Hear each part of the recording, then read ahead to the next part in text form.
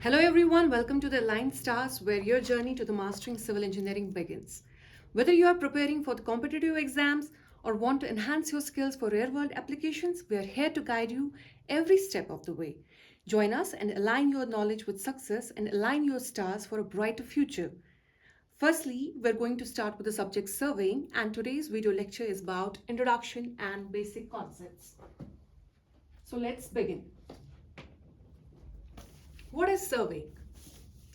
Surveying is the science and art. Surveying is the science and art of determining the relative positions of various points above, below, or on the surface of the earth, right? So surveying is the science and art for the determination of relative positions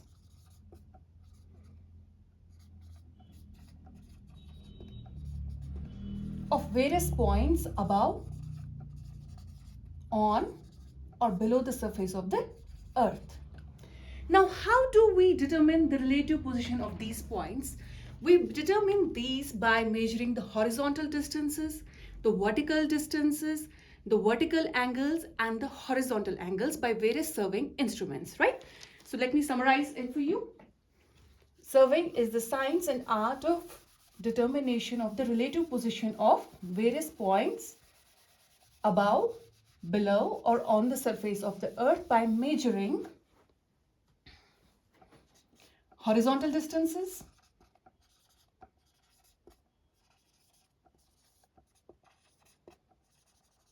vertical distances,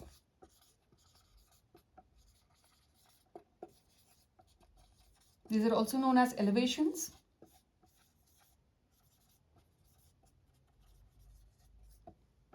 horizontal angles, and the vertical angles.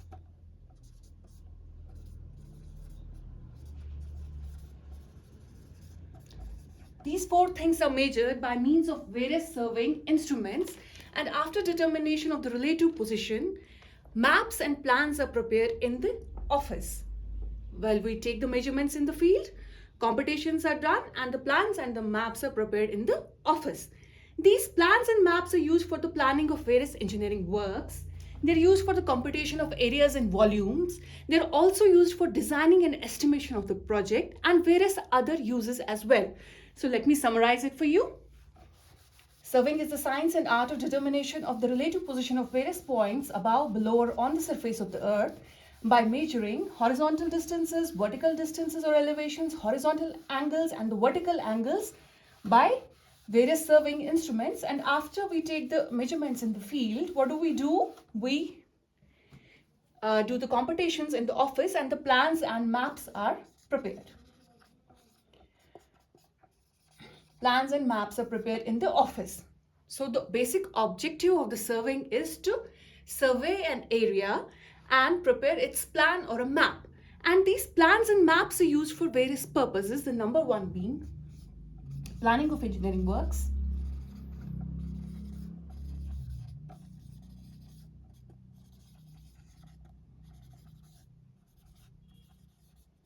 computation of areas and volumes,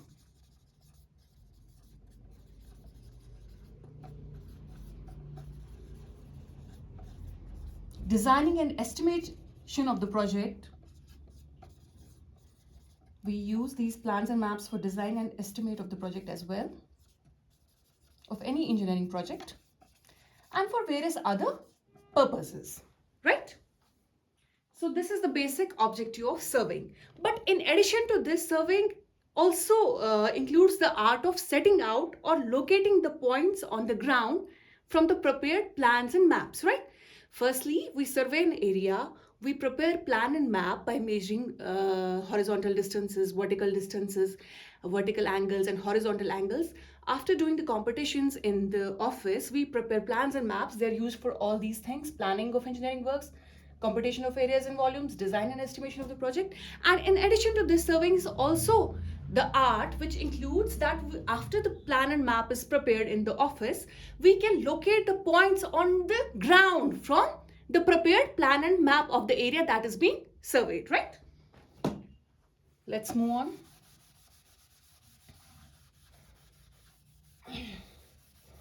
Every big engineering project requires precise and accurate survey beforehand. And after precise and accurate survey is conducted, then afterwards, the planning of the engineering project is carried on. Like any engineering project, building roads, highways, reservoirs, dams, sewer lines, etc. Right? So the first stage in all big engineering projects is to survey the area and to prepare its plan. Survey is although very simple in concept, but it requires great skill and practice. Right? A surveyor should have the qualities of great precision, and he should take computations very precisely in the field. Nowadays, the need for accurate surveying is increasing rapidly with the development in technology. The construction of modern buildings, highways, railways, high dam, long bridges, and tunnels require accurate surveying. Also, as the cost of land and property is increasing, the need for accurate survey is also rapidly increasing. So this was about the basic introduction of the subject surveying and what is the basic motive of surveying. Moving on, let's know about its history, right? History of surveying, how this came into being and all. So about history of surveying is perhaps as old as human civilization. Surveying in one form or the other was always used for distinguishing one man's land from the other man's land, right? There were frequent references of, the surveying in ancient books as well. So in ancient books, you can find many references related to, ownership and transfer of lands. The Babylonians were the first ones who practiced some type of surveying as early as 2500 BC. Who were the first ones? The Babylonians. They practiced some form of surveying as early as 2500 BC. Right? And surveying in some form was also used in India and Egypt for land taxation purposes, even during 1400 BC. Surveying principles were also used in India and Egypt as early as 1400 BC for land taxation purposes, etc. Right? Moving on.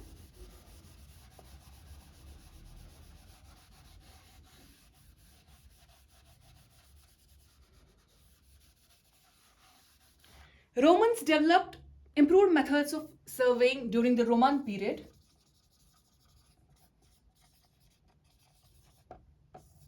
And they used the measuring wheels known as ondometers for measuring the distances and groma for laying of the right angles, right? So Romans during the Roman period also developed methods of surveying, and they used measuring wheels called ondometers for measuring distances and groma for laying of right angles. However, the main developments in surveying took place in the 19th century after the invention of telescope, and during that period, during 19th century, excellent instruments like magnetic compass, leveling instruments and theodolites were also invented for taking measurements rapidly and accurately. Right? So in 20th century, in 19th century,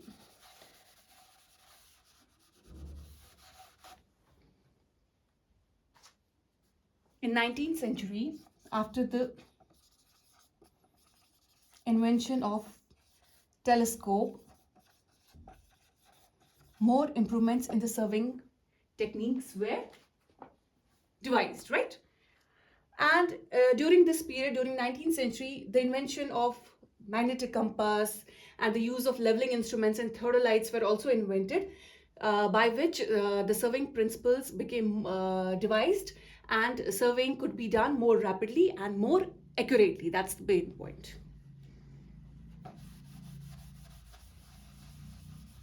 Now, what happened in 20th century?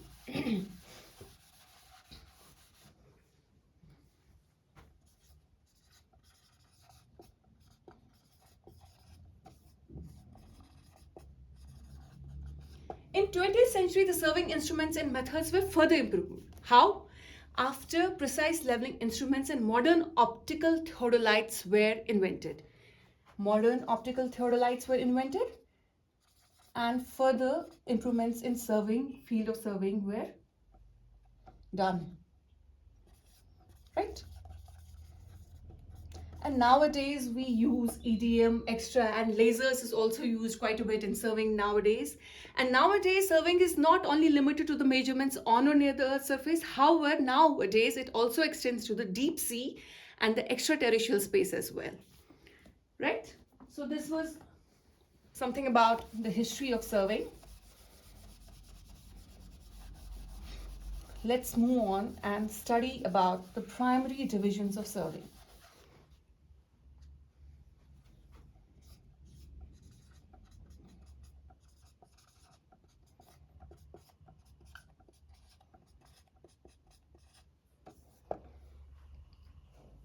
The primary division of surveying is made on the basic whether the curvature of the earth is considered or whether the earth is assumed to be a flat plane.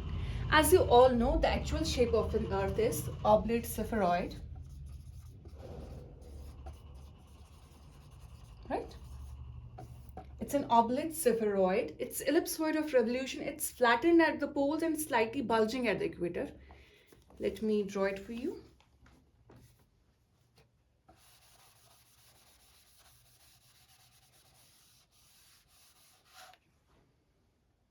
It's somewhat like this.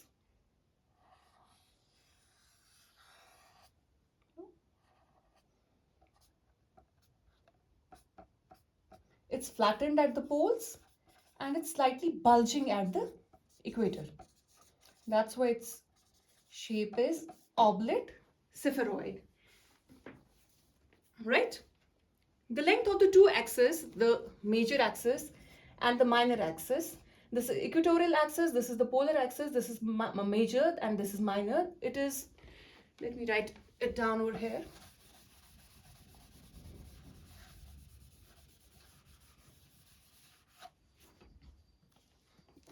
The length of the major axis is about 12756.602 kilometers.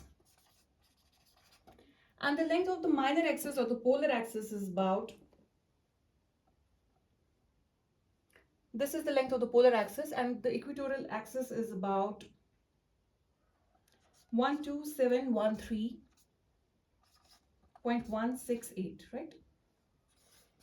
So this is major because it's slightly longer than the polar axis, which is slightly shorter. And as compared to the diameter of the earth, this difference can be taken roughly around 0.34%, right? As compared to the diameter of the earth, the relative difference in the lengths of the two axes, the polar axis and the minor axis, is a small quantity, and it's roughly about 0.34%. And the student's understanding is greatly facilitated by assuming the earth to be an approximate sphere, right? This is the length of the equatorial axis. This is the length of the polar axis. The equatorial axis is slightly larger than the polar axis.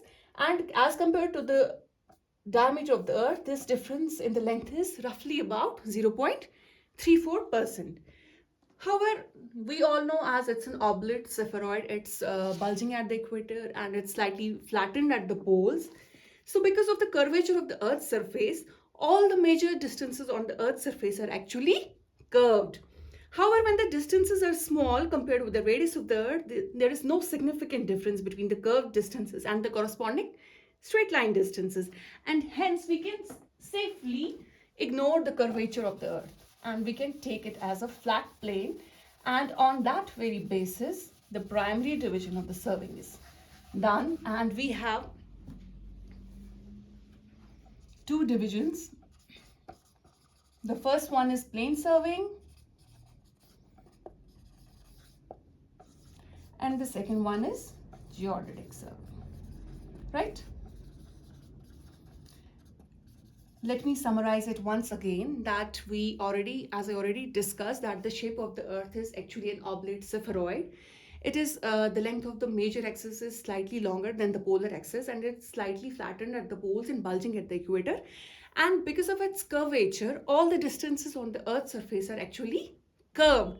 But when the distances are small, during surveying, when we have to survey a small area, this curvature of the Earth can be neglected, and we can assume the Earth to be a flat surface.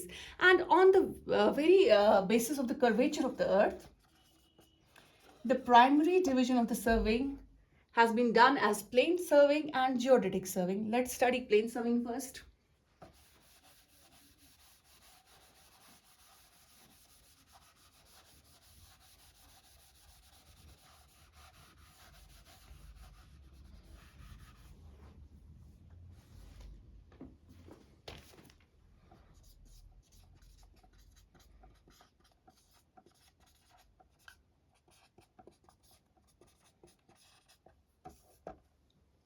It's a type of surveying in which the curvature of the Earth is neglected and it's assumed to be a flat surface. Curvature of the Earth is neglected and rather it's considered to be a flat surface.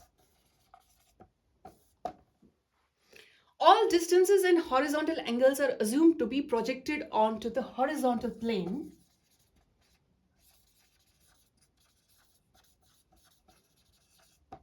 Right?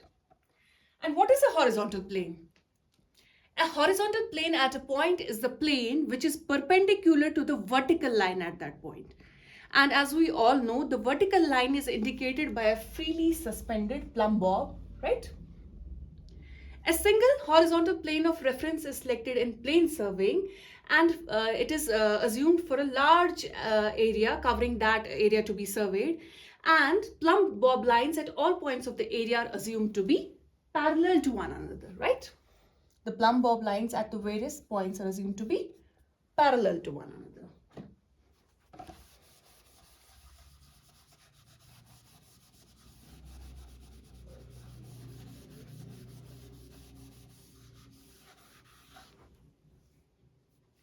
This plane surveying can be safely used when one is concerned with a small portion of the Earth's surface, right?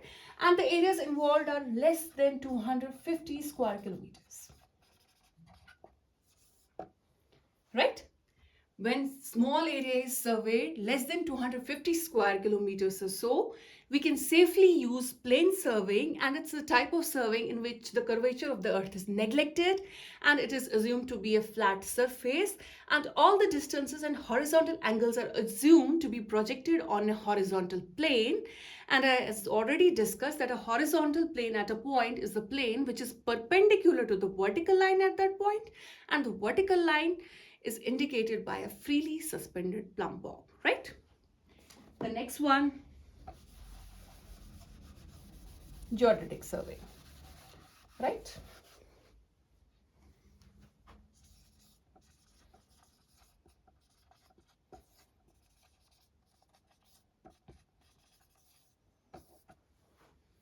The next primary division of surveying is known as geodetic surveying, and it's a type of surveying in which the curvature of the Earth is taken into consideration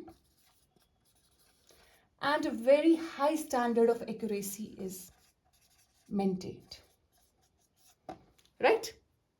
So the geodetic surveying is a type of surveying in which the curvature of the Earth is taken into consideration and a very high standard of accuracy is maintained. The main object of geodetic surveying is to determine the precise location of a system of widely spaced points on the surface of the Earth, right? For example, these are 2 points A and B. To determine their precise location, and these are widely spaced, we use the objectives of geodetic surveying, in which the curvature of the Earth is considered and a very high standard of accuracy is maintained. The points so located are used as the control points of the primary surveys, and the secondary surveys of less precision are connected to these control stations. Right? So this was about geodetic surveying.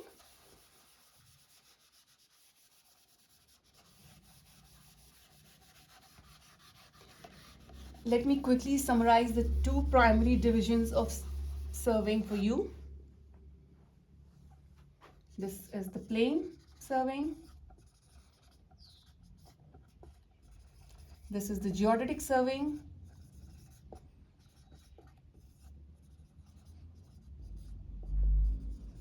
right? So as already discussed, let us summarize it once again. The various concepts of plane surveying and geodetic surveying. In plane surveying, we use it for small areas, right? Less than 250 square kilometers. A curved line on the surface of the earth is taken as mathematically straight.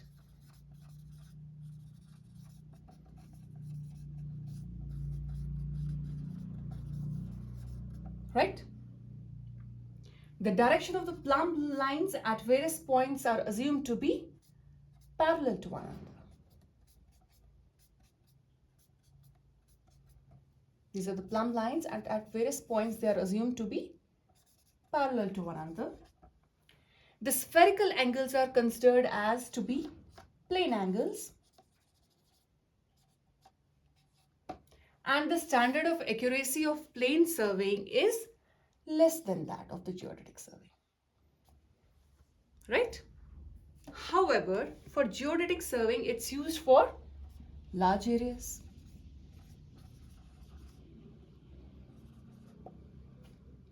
It's used for establishing precise points of reference or control points. The surface of the earth is considered as, or taken rather as, curved, which is the actual shape. And the direction of the plumb lines at various points are different, and the earth's mean sea level is perpendicular to the direction of the gravity as indicated by the plumb bob. The standard of accuracy in geodetic surveying is quite high, and various precise surveying instruments are used. So this was something about the primary divisions of the surveying, which is based on the fact that whether we take the curvature of earth into consideration or we assume it to be a flat surface. Right? Moving on, let's study something about the functional classification of surveying.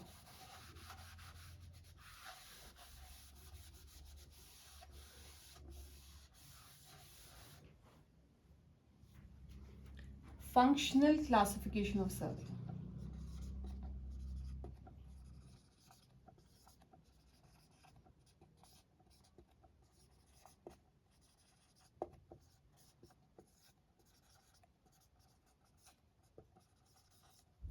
Right?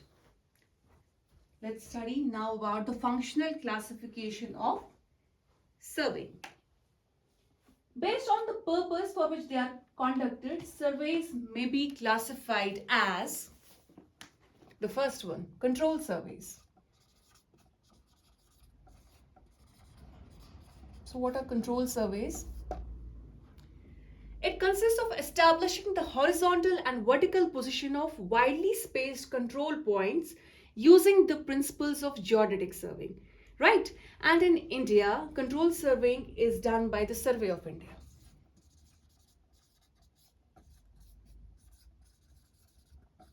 So what are the control surveys? They are used for establishing the horizontal and the vertical position of widely spaced control points using the principles of geodetic surveying, and in India it is done by the Survey of India. The next one is the land surveys.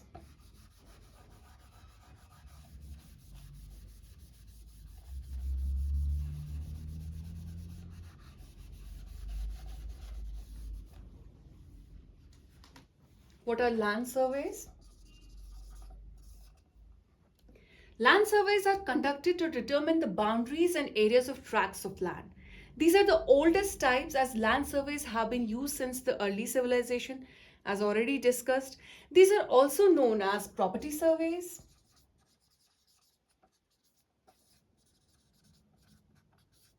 boundary surveys,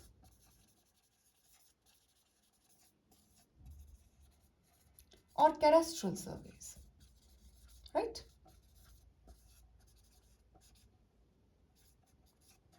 These surveys are also used to provide data for making a plan of the area.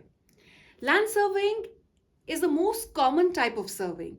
The methods of plain surveying are used for the location of property lines, subdividing the land into small plots, and determining the areas for the transfer of land from one owner to the other.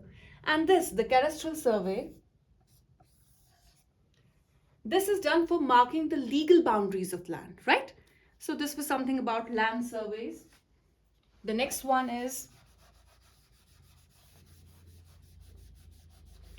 topographical surveys.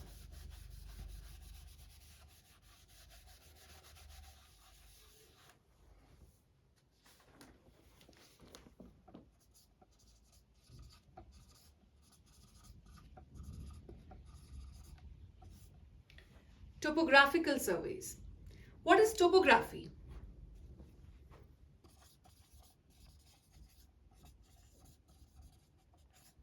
What is topography? Topography is defined as the shape or configuration of the Earth's surface, right? So the topographic maps show not only the plan, but in addition to that, they show the elevations of the terrain. Topographical maps, they not only show the plans, but in addition to that, they also show elevations of the terrain.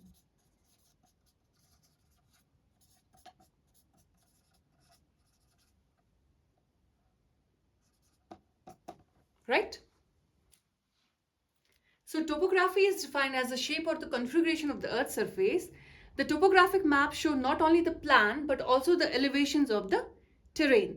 These surveys are required to establish horizontal locations of the various points as well as their vertical locations, right? So this was about topographical surveys.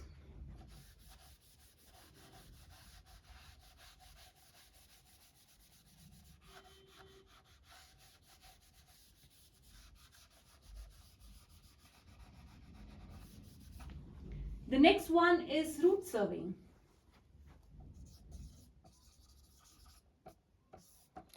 So what are route surveys? These surveys are special type of topographical surveys which are conducted along a proposed route for a highway, railway, sewer line, etc. Right? So the route surveys are special type of topographical surveys which are conducted along a proposed route for highway, railway, or sewer line, etc. Right? It's generally done along a wide strip. This must be noted. Route surveys, they are generally done along a wide strip. Moving on, the next one is mine surveys.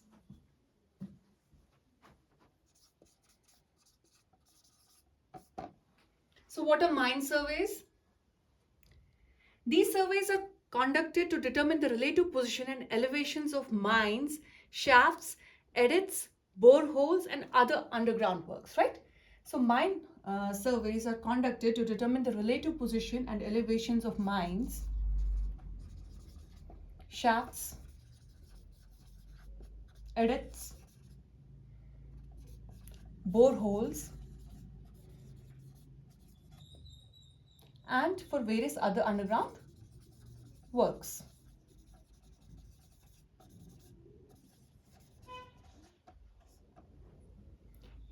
Generally, these mine surveys include both underground surveys and the related surface surveys. These mine surveys are used for working of mines, and the most important use is that they are used for the computation of the volume of material in the mines, right? They are used for the computation of volume of material present in the mines, right? Moving on, the next one is, this all is about the functional classification of surveying, wherein the classification is done based on the purpose for which the surveys are conducted or carried out, right? The next one is hydrographic surveys.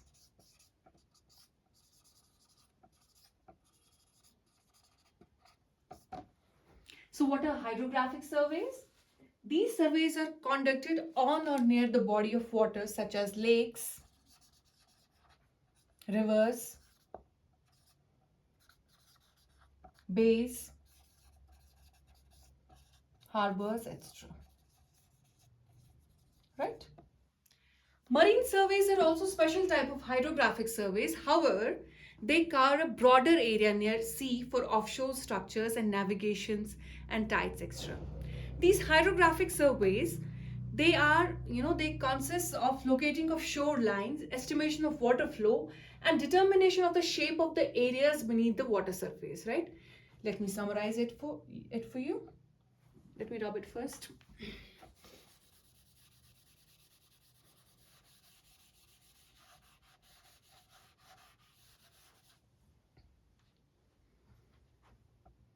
Hydrographic surveys consists of locating of shorelines,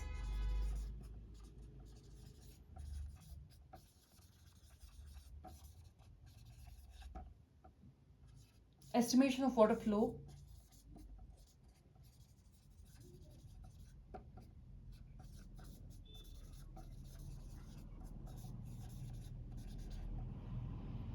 and determination of the shape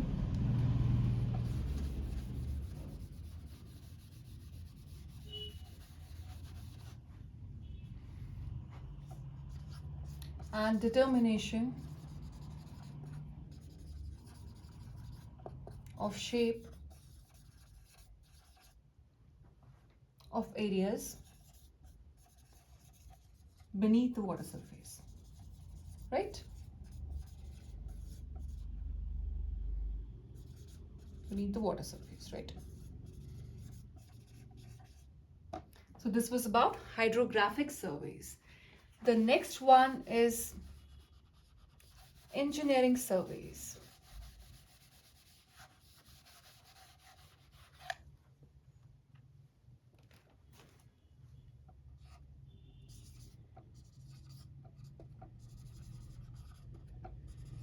So what are engineering surveys?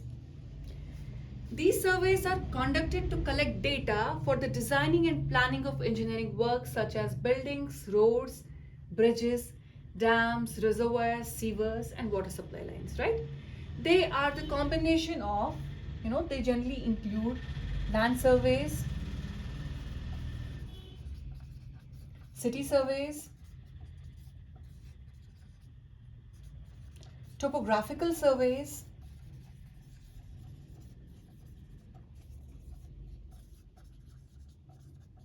and route surveys as already discussed, right? So what are engineering surveys? These are generally conducted to collect the data, and that data is used for designing and planning of engineering work such as buildings, roads, dams, etc. And they are the combination of all these surveys which were discussed earlier, right? Moving on. The next one is astronomic surveys.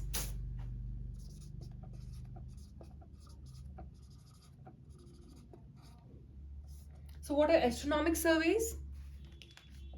These surveys are conducted for the determination of latitudes, longitudes, azimuths,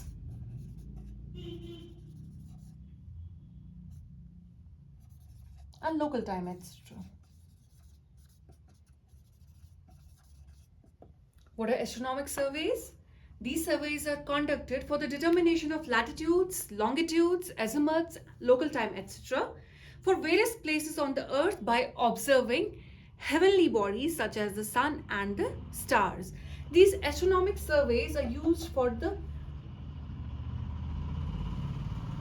measurement of latitude, longitude, azimuth, local time, etc. by observing what? Heavenly bodies like the sun and the stars, and the absolute location of the various points on the earth can be obtained by astronomic surveys, right? Moving on.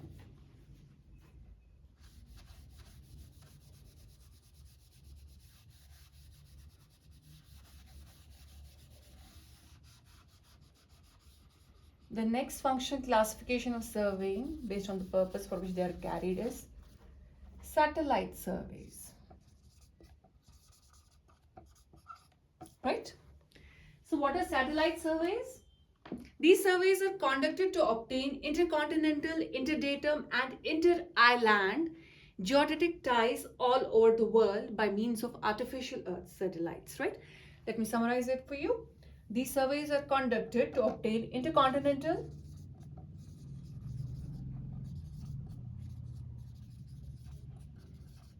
interdatum and inter-island geodetic ties all over the world by artificial Earth satellites, and these satellite surveys are done by the space agencies, right?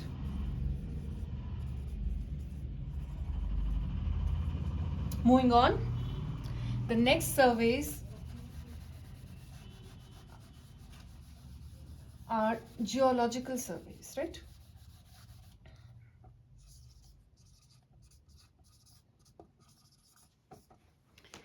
Geological surveys. So what are geological surveys? These surveys are conducted to obtain the information about the different strata of Earth's surface.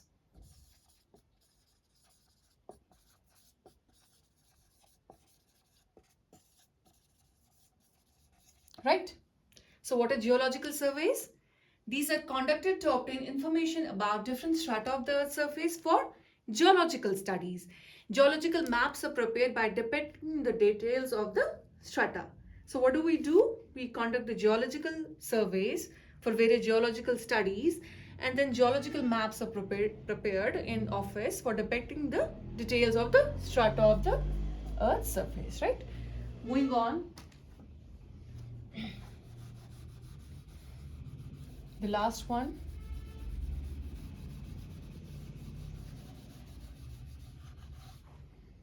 construction surveys.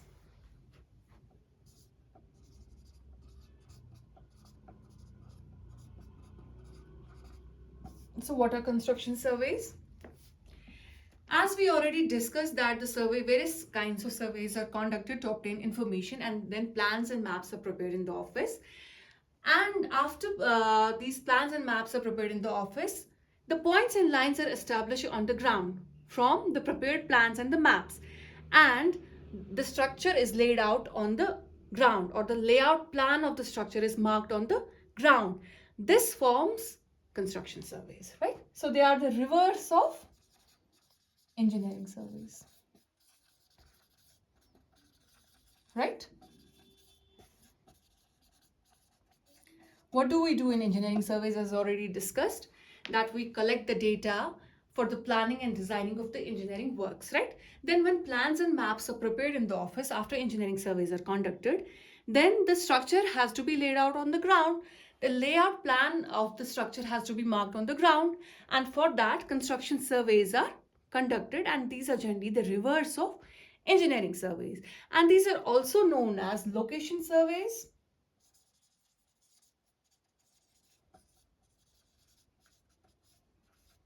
or setting out, right? So this was about construction surveys. In addition to these classifications, there are some miscellaneous surveys as well, like archaeological surveys, which are done to unearth relics of antiquity. There are military surveys, which are conducted to determine the routes and points of strategic importance.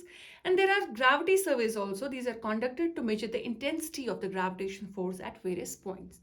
So this was something about the function classification of the survey. Let's move on.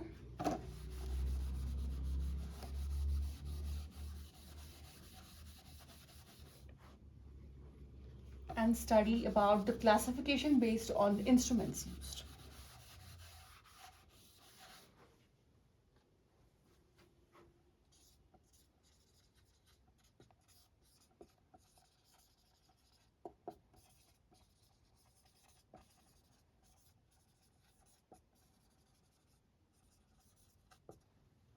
Right? So on the basis of the instrument used, the surveying is classified into various types, the first one being the chain survey. right? So what is chain surveying? This is simplest type of surveying in which only linear measurements are taken.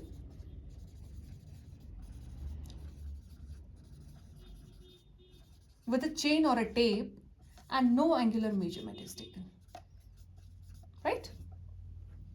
And these are the simplest types of surveying in which only linear measurements are taken with a chain or a tape and no angular measurement is being taken. And this chain surveying is generally used when high accuracy is not required, right? When high accuracy is not required, there we conduct chain surveys. So this was the first classification based on the instrument used, and the instrument used herein is a chain.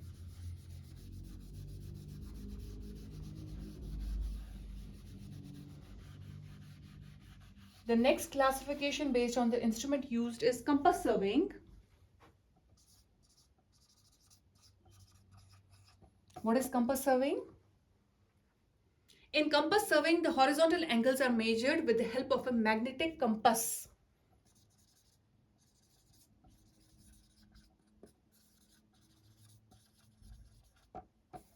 What is magnetic compass? It's an angle measuring device, surveying instrument, and this forms compass surveying in which horizontal angles are measured with the help of a magnetic compass in addition to the linear measurements which are being taken by a chain or a tape. Linear measurements are done by chain or a tape, and angular measurements are done by an instrument known as magnetic compass, and this forms compass surveying, right? The next one is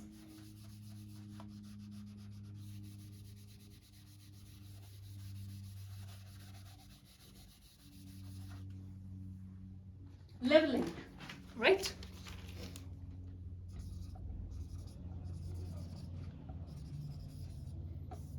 So what is leveling? It's a type of surveying in which leveling instrument is used. We make use of leveling instrument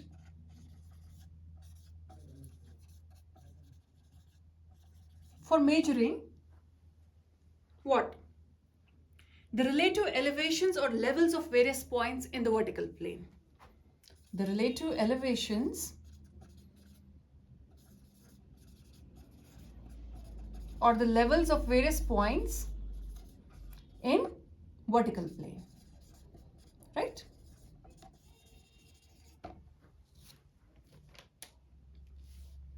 Leveling is used for finding out the difference in elevations and for finding out the elevations with respect to some reference, which is known as datum in surveying,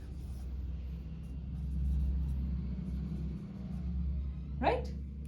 This leveling is extremely important in most of the engineering works. It is required for the preparation of topographical maps, and it's also used for control of the elevation during construction.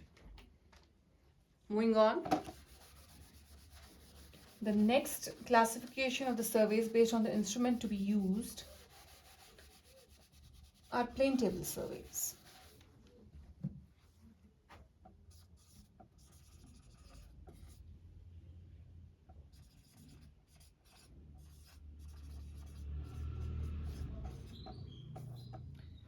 Plane table surveys. So what are plane table surveys? In plane table surveys, a map is prepared in the field while viewing the terrain after determining the directions of various lines and taking the linear measurements by a chain or a tape. Right? So linear measurements are taken with the help of a chain or a tape, and the direction of the lines are determined by viewing the terrain. So the main advantage of plane table surveys is that the plotting is being done simultaneously in the field during surveying is being carried out, right? However, the main disadvantage of these plane table surveys are that their accuracy is quite low. Accuracy is low. Right? Moving on. The next classification of the surveys based on the instrument to be used are known as theodolite surveys. Theodolite surveys.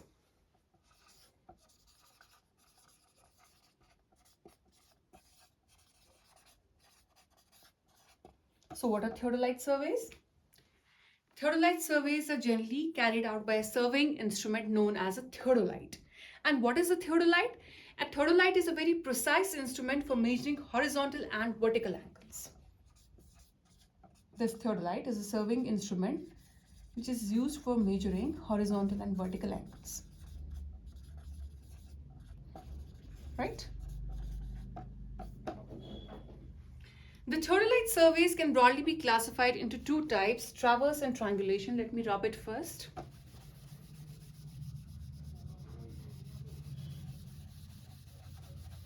Theodolite surveys are carried out by an surveying instrument known as theodolite, which is used with precise horizontal angle and vertical angle measuring surveying instrument.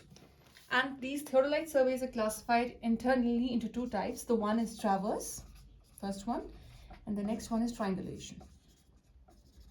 Right? In traverse, the various stations form a polygon. In traverse, the various stations form polygon. The horizontal angles are measured with a theodolite, whereas the linear measurements are taken with a chain or a tape. Tape mostly, we don't use chain therein. And in triangulation, the lines form a system of triangles, right? Where the baseline is measured accurately and the lengths of all the other lines are computed from the measured angles. And this triangulation is used for establishing control points over extensive areas. These theodolite surveys are generally quite accurate. Their accuracy is high.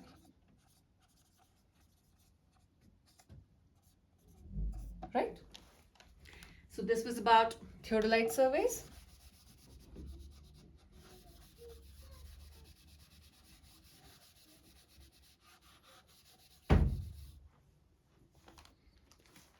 The next classification is tachyometric surveys.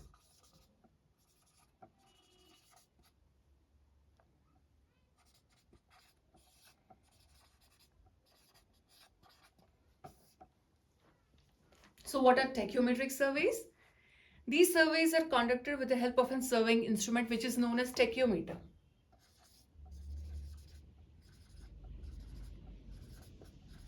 So what is this tachyometer? A tachyometer is a special type of theodolite which is fitted with a stadia diaphragm. Right? This tachyometer is a special type of theodolite which is fitted with a stadia diaphragm having two horizontal crosshairs in addition to the central horizontal hair, right? In tachyometric surveying, horizontal angles, horizontal distances and elevations are measured with the help of tachyometer, right? Moving on, this was about tachyometric surveys in which a special type of theodolite known as tachyometer is used, and in tachyometers, stadia diaphragm is used, right? The next one is photogrammetric surveys.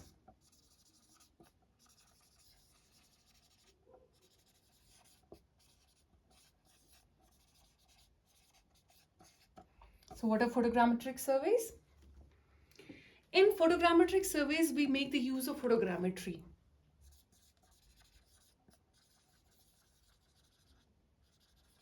So what is photogrammetry? The photogrammetry is the science of taking measurements with the help of photographs, right?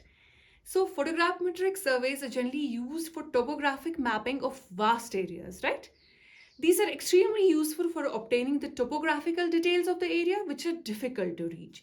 Photographs can be taken from an aeroplane or they can be also taken from ground base stations.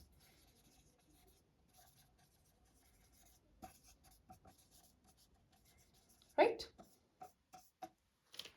And these are used for the topographical mapping of the areas, of the vast areas which are otherwise inaccessible or are difficult to reach, right? The last classification based on the instrument to be used are known as EDM surveys.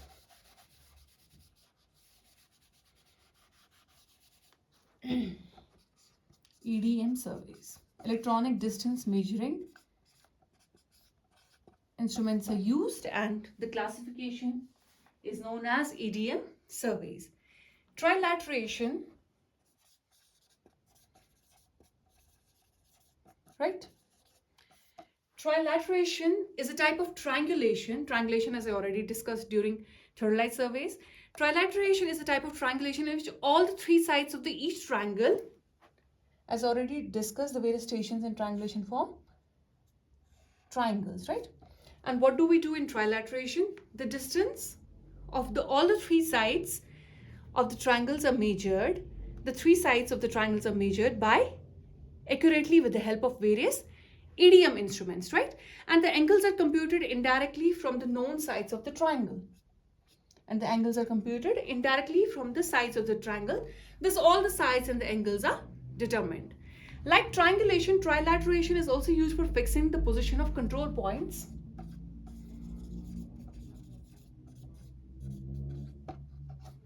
Right? And now, with the availability of modern EDM instruments, the electronic distance measuring instruments, the trilateration is more convenient than triangulation, and is gradually it's replacing the later for control surveys, right? So trilateration is nowadays replacing triangulations for control surveys, right? So this was all about the classification based on the instruments used. With this, we conclude today's video lecture. I hope it was informative. The following video lectures will further give you the concepts, the basic concepts of surveying. And for more civil engineering related content, subscribe to the channel Allied Stars. Thank you.